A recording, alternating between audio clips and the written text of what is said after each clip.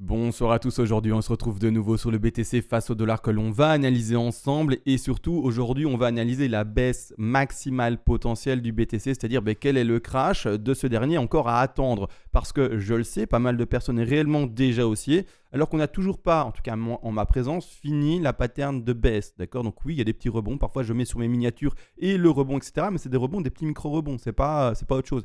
Et quand je parle de gros rebonds, c'est sur du grand degré et sur du beaucoup plus long terme. Donc là maintenant, dans du moyen terme, si on veut bien repréciser les choses, maintenant, pour ce crash-ci, quelles sont les baisses encore potentielles à atteindre, d'accord? On va regarder ça bien entendu vis-à-vis de différents indicateurs. Vous les voyez ici à l'écran, les courbes de croissance et également la moyenne mobile et une autre indication qu'on va ajouter durant cette vidéo-ci également. Malgré tout, tout cela sera abordé, vous le savez, mais juste après la toute petite intro. T'as envie d'apprendre à surfer? Je t'ai fait une petite pépite avec tout ce qu'il y a à savoir. Tu seras le masterclass de ta région et tu pourras analyser tout ce que tu veux. Tu vas rayonner. Plus besoin de lampadaire dans ton quartier, ça sera toi la lumière. Plus sérieusement, tu veux apprendre à aller plus loin que ce que je montre en vidéo. Tu sais quoi faire. En plus, ça récompense le travail que je te partage.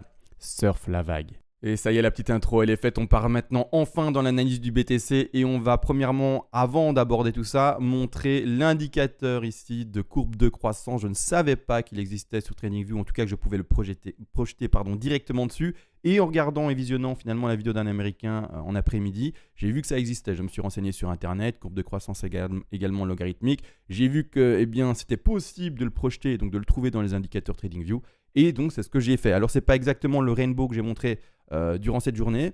Il n'y aura pas les signaux d'achat, etc., vis-à-vis des couleurs, etc. Mais, entre guillemets, c'est exactement la même chose sur les courbes de croissance logarithmiques et ce n'est pas plus compliqué. Maintenant que ça a été dit, et d'ailleurs, pour ceux qui veulent le trouver, vous avez le nom ici, d'accord? Bitcoin Log, Growth, Curve, Dark. Alors, si j'arrive à bien le prononcer, mais en tout cas, vous saurez le lire. Maintenant, je vais juste le retirer parce qu'on va parler d'abord d'un autre indicateur qui est la moyenne mobile 200 en weekly. Ce qu'on peut observer vis-à-vis de cette moyenne mobile 200, et vous le voyez, c'est qu'à chaque fois, lors des crashs précédents, alors on ne peut pas parler du crash de 2012-2013 avant, est-ce que je suis sur le BLX ici d'abord ici, comme ça j'ai un graphe un peu plus complet. On ne peut pas parler malheureusement des graphes d'avant parce qu'il n'y a pas assez d'historique, d'accord? Donc 2012, 2013 et même 2014, on ne peut pas en parler parce qu'il n'y a pas 200 périodes en semaine avant que pour dessiner la moyenne mobile. Donc elle commence malheureusement qu'en 2014. Malgré tout que maintenant, ça c'est dit, pourquoi est-ce qu'il n'y a pas la ligne qui est juste avant? Pour le petit détail pour les néophytes. Maintenant la première chose, c'est que ce qu'on observe du coup depuis 2015, c'est qu'à chaque fois, le niveau de support a été respecté vis-à-vis de cette moyenne mobile 200 et que du coup, le prix a été se reposer dessus. On est parfois passé légèrement en dessous, mais juste quelques instants. Ça n'a pas duré des mois et des mois. Il y a chaque fois, ici, une semaine, 2-3 semaines, 4-5 semaines, où il y a eu des mèches en dessous. Donc ici, c'est un gros et même un énorme support pour le BTC. Si on projette la baisse, juste de manière très simple, on va se dire, voilà, imaginons que ça break assez rapidement, pas avec une tendance lente, etc. On va faire une projection verticale du coup. Hop, je prends une verticale, je fais ceci, et on arrive à quel prix quand on retrouve le croisement. Donc ici, clairement, la moyenne mobile se situe actuellement aux alentours des 21 398 $. Si on descendait en une ligne droite, d'accord? Clairement. Maintenant, il faut supposer qu'on va peut-être et probablement pas descendre pouf comme ça, mais descendre potentiellement, si on doit vraiment briquer dans ce pire scénario, entre guillemets encore et toujours, bien lentement et les retrouver une moyenne mobile qui monte également légèrement et qui va peut-être aller chipoter ici vers les 23-24 000 $. Alors, pourquoi également, il y a de ça maintenant 10 secondes, j'ai utilisé, entre guillemets, cette formulation de pire chute, etc., de pire scénario. Le pire scénario, encore une fois, ça je veux le préciser, c'est pour qui? Moi, si le prix descend, je suis heureux et j'accumule. Et comme je l'ai dit souvent, j'en mets de plus en plus dans ma poche du BTC. Pour moi, le BTC est amené plus tard à valoir quelque chose de beaucoup plus important que les petits 40 000 ou 60 000 qu'il a déjà touché. Pour moi, il est amené à connaître vraiment une explosion folle. C'est-à-dire que s'il descend, en tant qu'investisseur, je suppose que vous aussi, vous dites, mais tant mieux, je pourrais mettre en termes de dollars plus de BTC dans ma poche pour un même prix en termes de dollars, d'accord? Mais non, n'empêche. Pour qui est-ce que c'est du coup le pire scénario? Parce que du coup, si ça crache, c'est un bon scénario. On va avoir plus de BTC étant donné qu'on croit à sa future potentielle croissance. Mais non, du coup, qui est pessimiste et qui se dit mince, le BTC est en train de chuter. Oh, merde, grossièrement, qui est en train de se dire ça? Mais c'est le petit gars qui a peut-être fait un investissement trop important, qui s'est dit je vais mettre pas mal de mon capital de vie, non d'investissement et calculer, etc. Je sais pas, moi, imaginer qu'il a un loyer à payer, qu'il a un petit boulot, etc. et sentir vraiment, vous voyez, sur la limite de la corde, du fil du rasoir. Et qui se dit, écoute, moi, le BTC, je le sens bien, petit pari ici, il va commencer à pumper de fou, et en fait, je vais faire un x10 en 3 mois. Maintenant, il faut qu'il paye son loyer. S'il a mis de trop et qu'il n'a pas mis finalement de réserve et qu'il n'a pas gardé de réserve pour son loyer, lui, il va avoir du mal. Parce qu'il se dit, ça fait que chuter en fait. C'est une horreur. Ça fait que chuter, je ne peux pas retirer et je ne peux pas payer mon loyer. Par exemple, c'est également pire pour qui? Et là, j'en ai lu. Parce que j'en connais pas.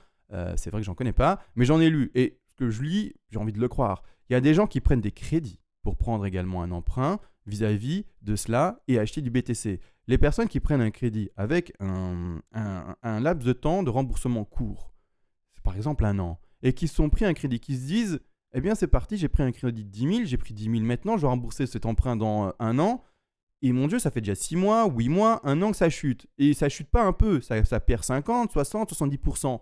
Eux également, ils sont dans la gadoue, d'accord? Ils sont vraiment dans la mouise.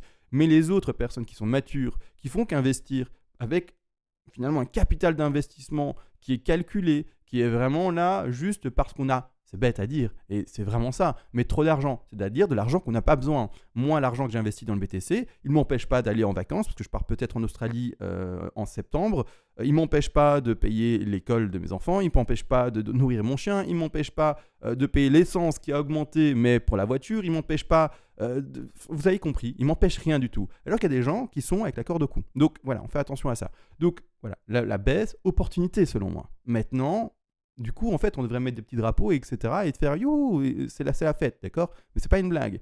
Donc là, maintenant, pour la moyenne mobile, objectif vert, si on la projette un peu plus longtemps, 23-24 000 $. Maintenant qu'on va également, du coup, mettre l'autre indicateur en place, ce qu'on peut observer. Alors là, je suis en logarithmique, d'accord? Il faut vraiment le préciser. C'est-à-dire que ce qui se passe, ce sont des projections logarithmiques. Donc, ce qui a été fait, alors ceux qui veulent lire, en fait, la construction de ce slide, etc., c'est écrit ici. Alors, la présentation de l'indicateur, comment utiliser le graphique, les prédictions de prix, etc.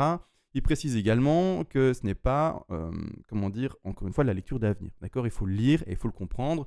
C'est juste des projections possibles vis-à-vis des plus hauts et des plus bas, des lignes de tendance qui sont projetées et ça ne va pas plus loin. C'est juste pour donner un ordre d'idée des prix potentiels futurs pour les bas et les hauts des cycles. D'accord? Donc, c'est juste ça. D'accord? Donc là, maintenant, quand on observe les choses et ce qu'ils ont fait comme travail, ils ont relié les bottoms, bien entendu, avec une évolution logarithmique. On a à chaque fois bien trouvé le support sur ces bottoms-là. Seulement, à un moment, et ici également un tout petit peu, on est passé sous la projection logarithmique de la borne basse. Ça a duré peut-être ici maximum 1 mois et demi. On a vraiment été chercher la moyenne mobile 200, parce qu'on la remet ici en évidence. Même, on a un peu transpercé la moyenne mobile 200, mais le corps a clôturé dessus. Ici, corps a toujours... En fait, le corps, pour le moment, sur la moyenne mobile 200, a toujours clôturé au-dessus. Donc, c'est cool. Malgré tout, il y a parfois des petites mèches qui vont chercher beaucoup plus bas.